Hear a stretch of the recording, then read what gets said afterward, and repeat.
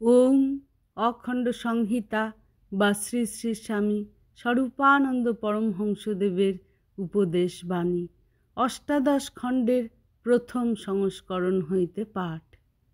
শোনো বাবা, অন্য লোকে কীর্তন করছে নিজের আয়ু ক্ষয় করে।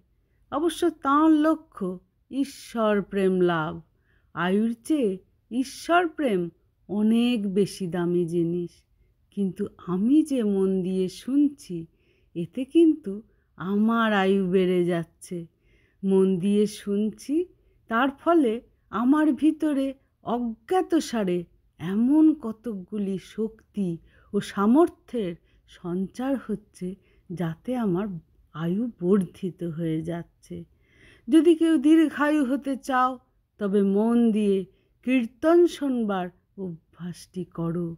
যদি অন্যকে দীর্ঘায়ু করতে চাও, তাহলে তাকে মন দিয়ে কীর্তন শুনতে আগ্রহী করো।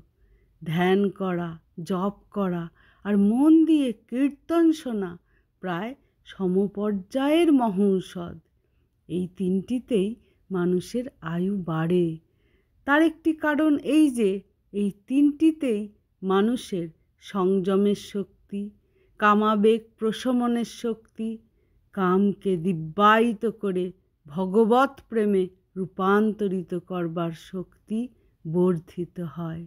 সুতরাং মৃত্যুকে দুরান্তগত করবার শক্তি বাড়ে। হরি ওম, জয় গুরু।